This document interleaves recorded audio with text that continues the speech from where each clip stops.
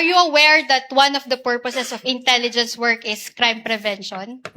Your Honor, please, may we know where this is leading? Because we are not talking about intelligence funds. We're talking Well, about confidential funds. So I convert my Confidential funds. question, Your Honor. Counsel, kindly Yes. wait for Attorney Capulan to finish with her objection. Are you referring to Counsel, In- kindly- I will Intelligence rephrase funds my or question. I will confidential rephrase my funds? question. Counsels, please address the court, not Your each Honor, other. please. Your Honor, please. Your Honor, please, may I object to this line of questioning? In fact, I have not stood up because all the questions referred to intelligence funds, Your Honor, when the topic today is confidential funds. And I would like to put that on record, Your Honor, especially this last question, where she Your Honor. specifically refers to conclusions as to use of intelligence funds. The objection is noted, and counsel has already stated that she will rephrase. Kindly rephrase, Attorney Christine. All right.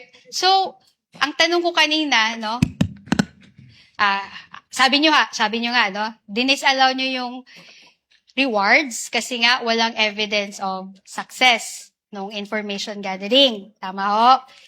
Opo. Okay. Kasi nga ho, gusto nyo ho ng proof na may nahuli. Sinabi nyo yan kahapon sa testimony nyo. Yes po, kasi naipakita po doon yung probable threat. So, ang hinihanap na proof of success is kung may na-apprehend po. Okay, apprehended. So, apprehensions, no? So, ang tanong ko sa'yo ngayon, alam niyo ho ba, no? Do you know that one of the purposes of a confidential activity or a surveillance is crime prevention? Alam niyo ba yon? Ang sa confidential... Hindi, alam niyo ho ba yon? Tanong ko lang ho, alam niyo ho ba na isa sa mga purposes ng surveillance or ng confidential work ay crime prevention? Alam niyo ho ba yon? kasama po ang crime prevention, pero depende rin po ito sa just mandate, answer my question, mandate ng yes or agency. no. Attorney Celine, Do you agree? Yeah. Kasama po ba yon o hindi? Yung sa crime prevention po, kasama po yun sa... Wait, pero let her depende answer. pa din po ito sa, sa mandate po ng Ang ganda agency. lang, kasama po ba siya sa surveillance at paggamit ng confidential fund, crime prevention? Yes or no? Opo, kasama po. Okay, salamat, Celine. Okay.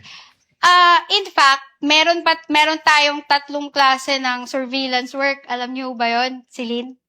May background ho kayo sa mga surveillance, intelligence work, confidential work. Based lang po sa joint circular na for surveillance activities yung confidential fund. So actually, yung surveillance do you agree with me? May tatlong klase ho yan. Una, preventive surveillance. Alam niyo ba yon? No basis, Your Honor.